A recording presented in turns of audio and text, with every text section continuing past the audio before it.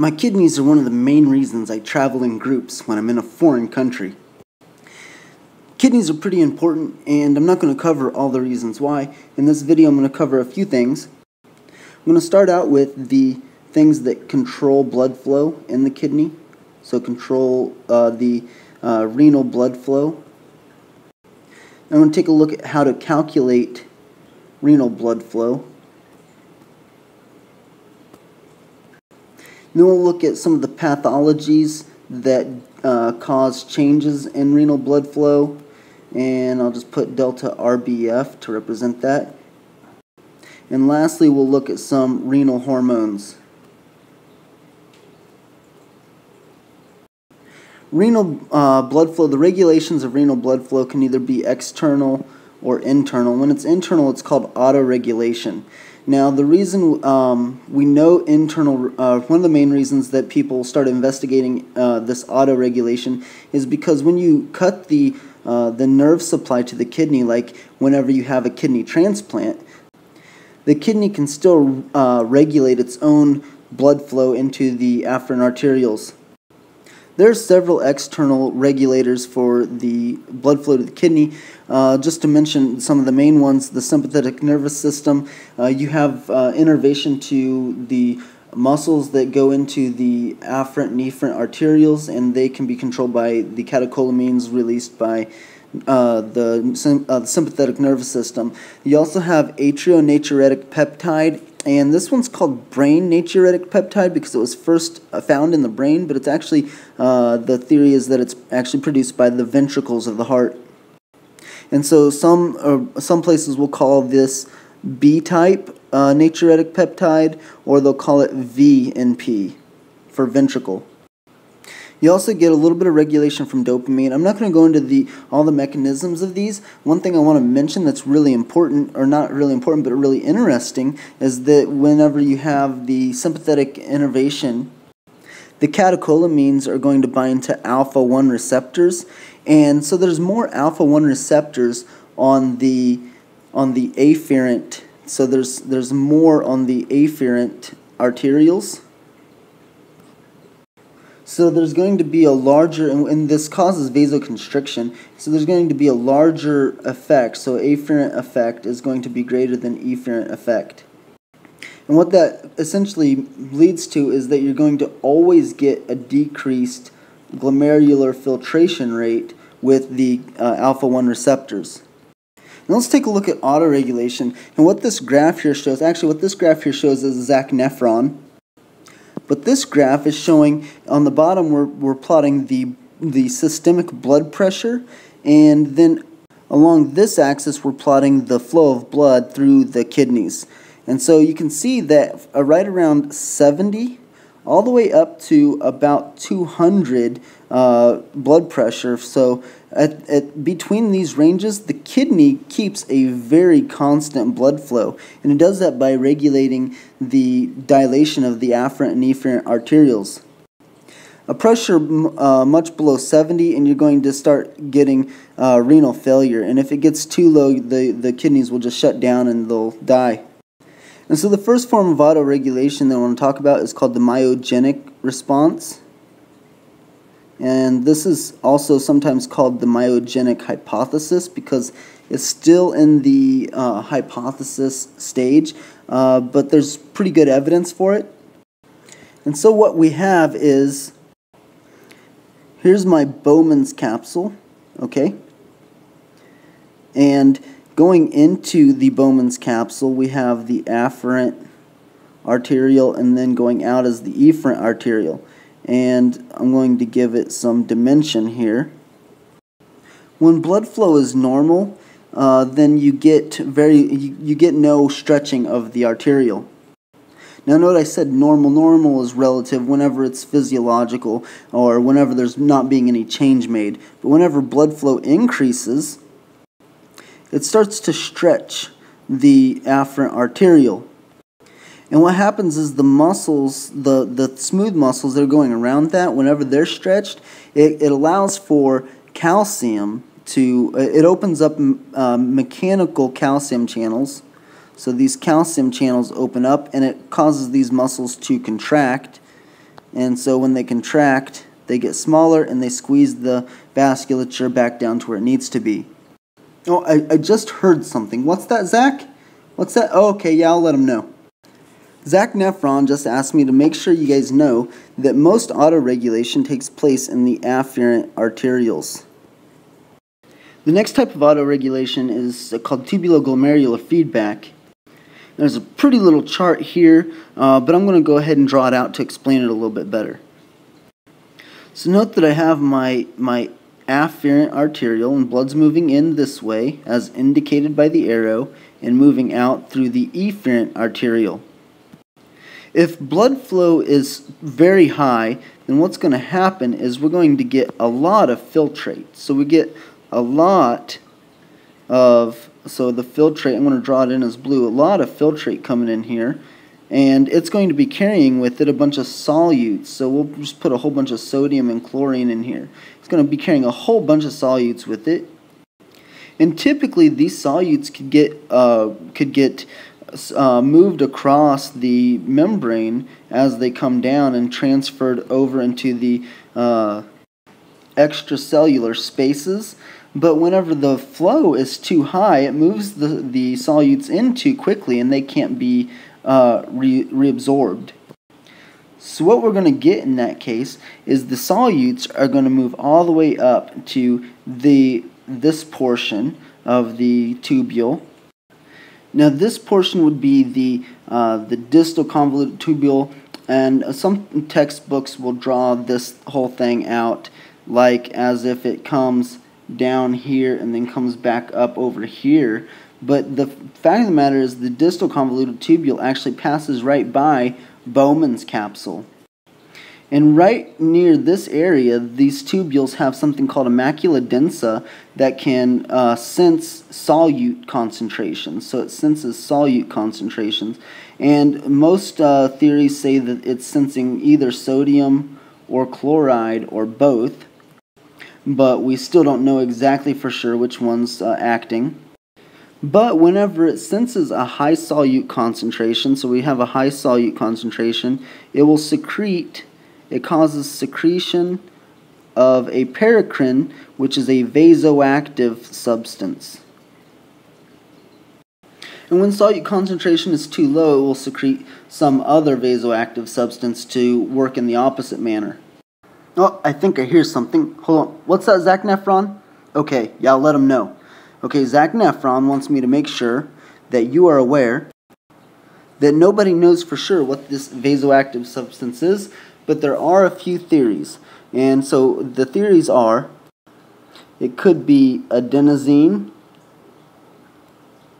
it could be ATP, it could be thromboxane. What I'd like to do is zoom all the way into the cellular level.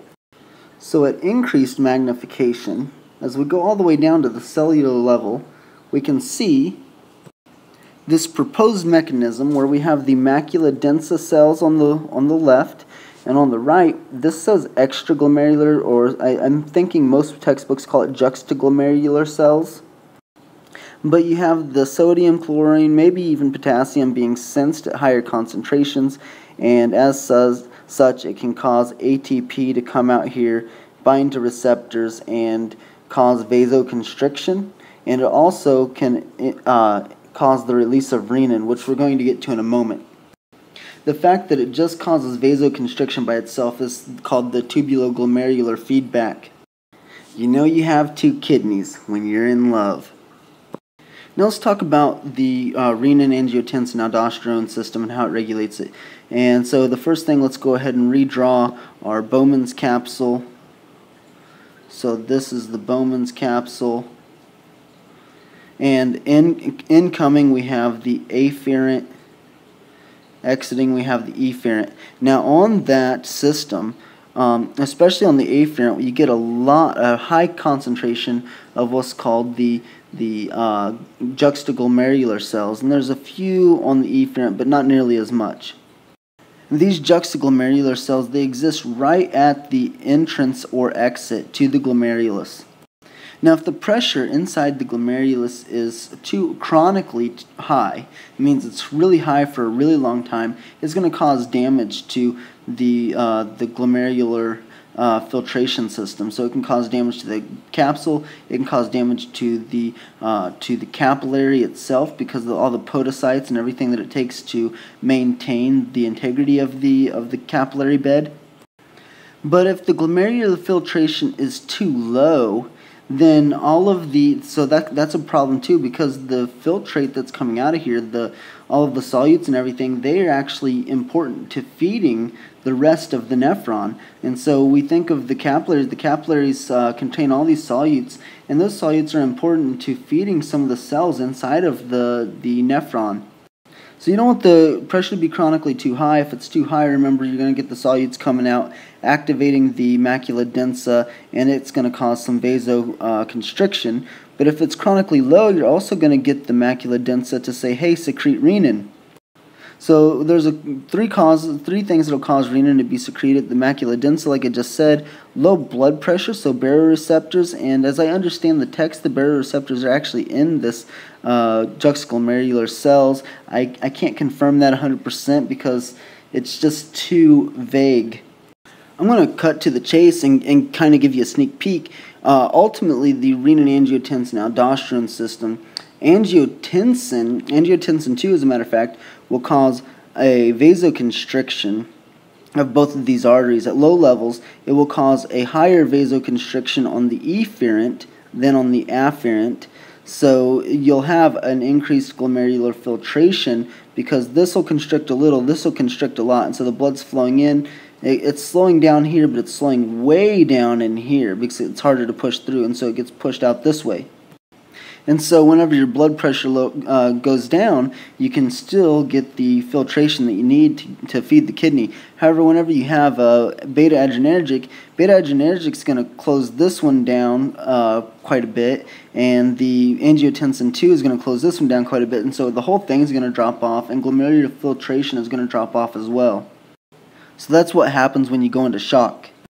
Anyhow, so now you've produced a lot of renin. You have all this renin floating around in the blood, and it comes into contact with something called angiotensinogen. I don't even know why I wrote a C there. It's angiotensinogen. So you ask yourself, where does the angiotensinogen come from? Good question. It comes from the liver. The liver is always making angiotensinogen, and it's just always secreting it out in the blood, and it's just always in the blood everywhere, just like fibrinogen, for example. The liver makes a lot of inactive plasma proteins in this manner, and so whenever your renin is secreted by the kidney, it's going to bump into the angiotensinogen, and it's going to convert it into angiotensin 1. A couple of things that are interesting to note. So the presence of angiotensin in the blood, I think specifically it's angiotensin 2, which we're going to get to, but the presence of angiotensin in the blood causes the liver to secrete more angiotensinogen. Now the next thing that's going to happen is the angiotensin is going to go into the lungs. So the lungs, all of the blood in your body eventually goes into the lungs, and the lungs have an enzyme called angiotensin converting enzyme, or ACE. And this enzyme will cause the angiotensin 1 to be converted to angiotensin 2. So angiotensin, and usually it's with Roman numerals, but I like the number 2. And so sometimes you've heard of ACE inhibitors. That's what they're stopping. They're stopping the conversion of angiotensin 1 to angiotensin 2.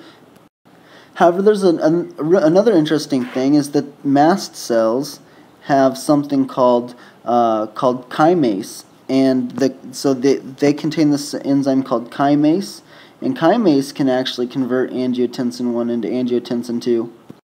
And now let me give another caveat. I'm not sure if chymase is converting angiotensin 1 or if it's converting angiotensinogen to angiotensin 2. There really was, I could not tell. Again, the literature was ambiguous. Or I should say the literature that I found and took the time to look up was ambiguous. So moving on, the angiotensin 2 is then going to go to the adrenal gland. So there's my kidney, and sitting on top of it is this little triangle we call the adrenal gland, and it's going to act on the adrenal gland to produce aldosterone. So aldosterone. Now, three things can actually cause the production and secretion of aldosterone. So the first one would be a low serum sodium, so hyponatremia. The second one would be a high serum potassium, so hyperkalemia. And then finally, the third thing would be hypovolemia, or anything that would cause the production of that would eventually cause the production of the angiotensin 2. So now that you know what caused the production of aldosterone, guess what it does? Guess what it does? It causes the reabsorption of sodium, it causes the excretion of potassium, and it causes the reabsorption of water, which is just following sodium. So big picture here is the kidneys say, hey, the blood pressure is low because I'm not filtering enough stuff in my urine, and so it produces all these things that eventually cause it to reabsorb water and sodium to keep the blood pressure at least modestly high. So the big picture here is that renal blood flow, we're asking a question, what controls renal blood flow? Renal blood flow can be controlled by, under physiological conditions, it can be controlled by external things, and it can be controlled by internal things. And so I guess I should have just flipped to my slide a little bit earlier because I have some more stuff written here. If you want to pause this and read it, I'm going to go on because I've explained pretty much all of it. Again, more stuff here I've already explained. Pause if you want. Okay, now we're ready to do some math on renal blood flow. I'm actually pretty excited. So let me go ahead and draw my kidney. This is a horrible drawing, but I'm going to draw it the best I can. And coming into the kidney, we have a renal artery, and it branches off, I think, 5 different times. Then it branches off 100 million more times after that. Then coming out, we have the renal vein, and we also have the ureter. And so there's something called Fick's law. So Fick came up with this thing. He wrote the law, and basically the law says that everything that goes in the renal artery has to either come out the renal vein or get excreted in urine. So this is the law of conservation of mass.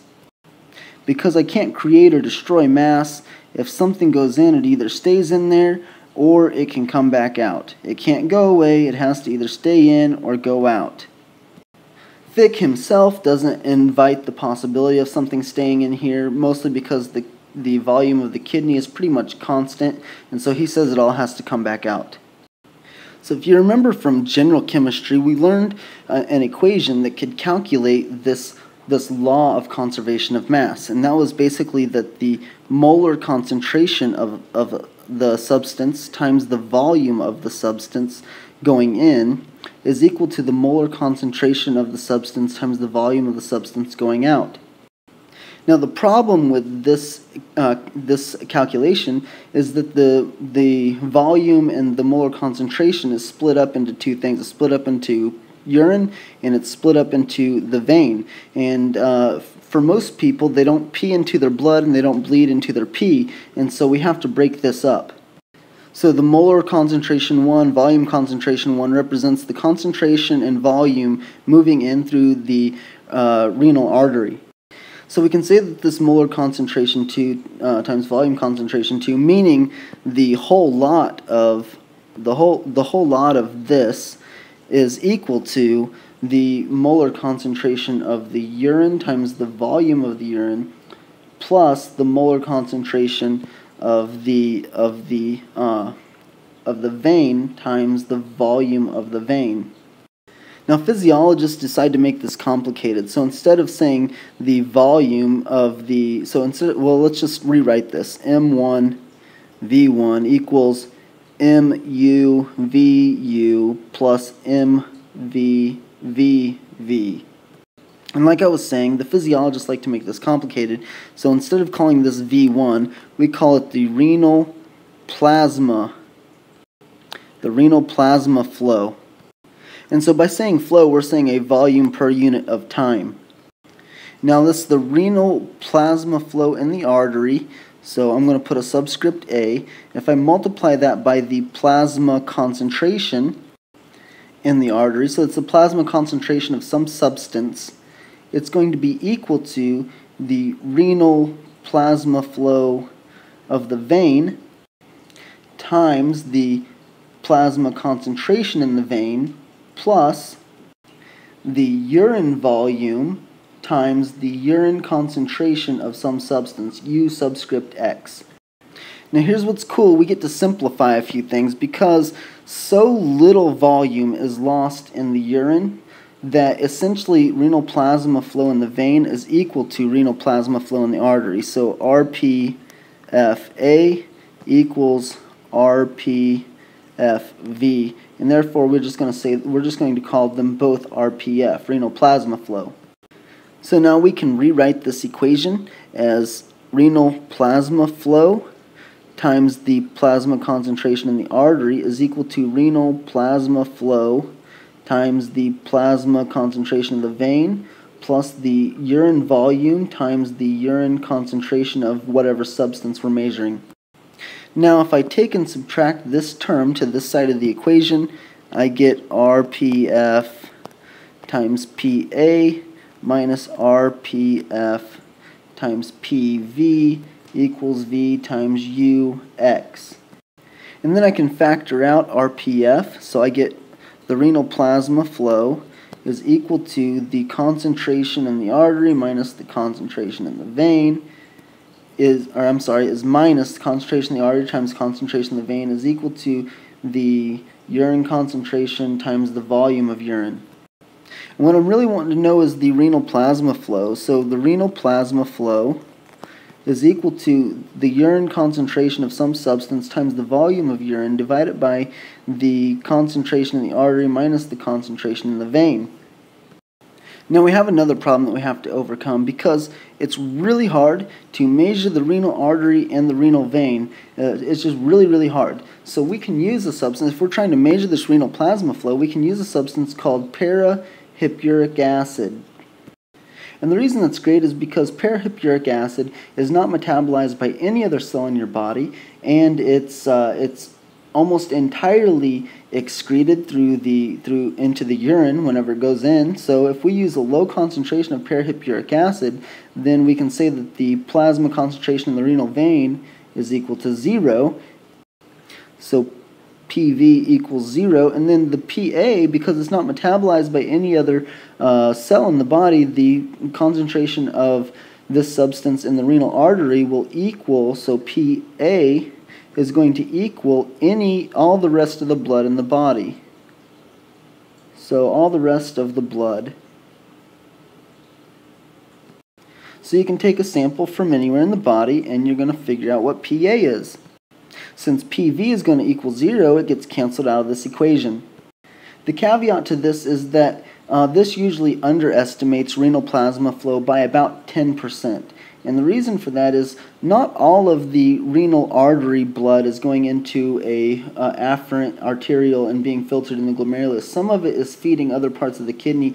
For example, the calyces and the renal pelvis, for example, have to be fed. So this is going to underestimate renal plasma flow by about 10%, but it's not a big deal.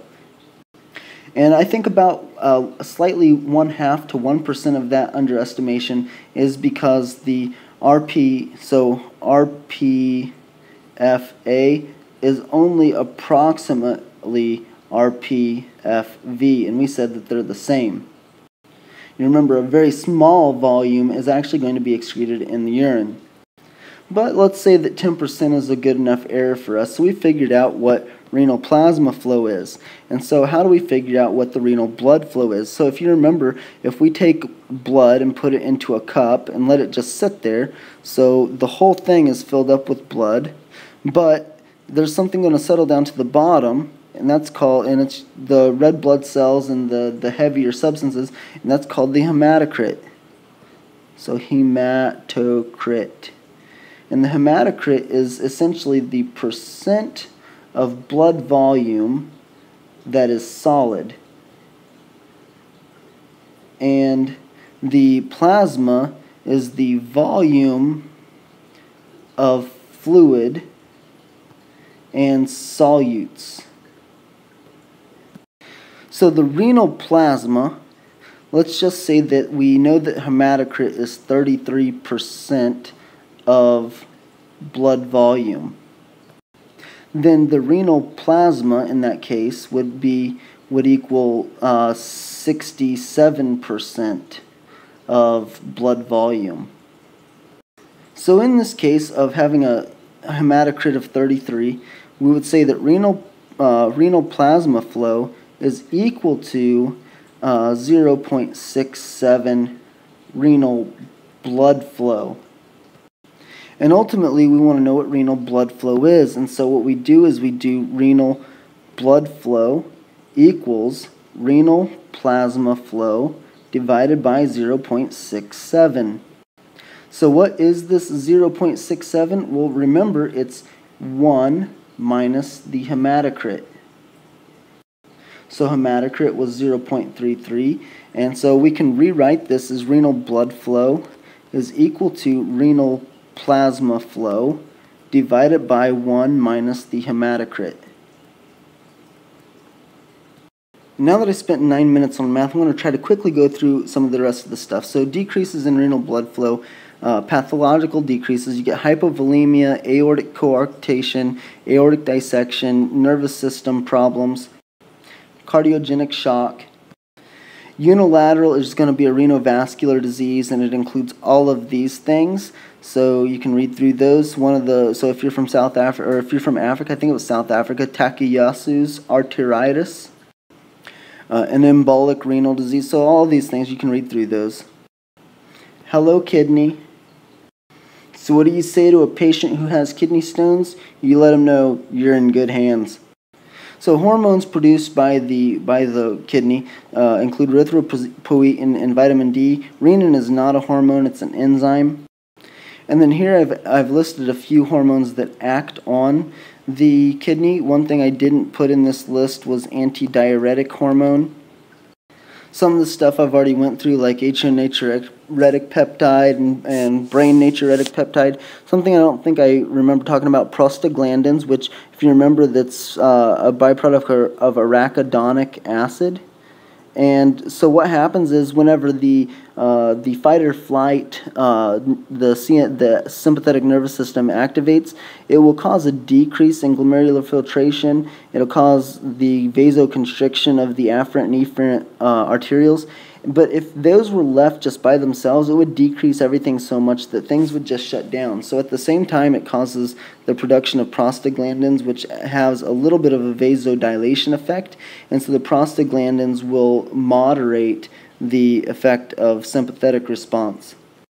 Now, if you're taking an NSAID, then that will prevent the production of prostaglandins, and in the case of fight or flight response, it could cause some problems, or in a case of, say, for like hemodynamic instability.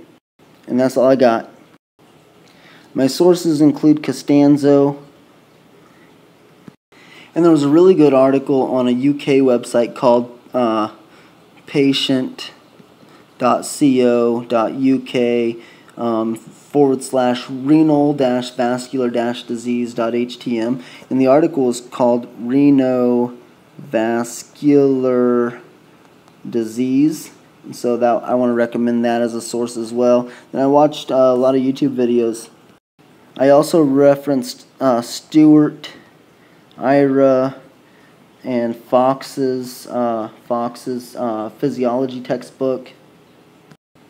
I resourced the Gold and Dyer Pathophysiology for health professionals.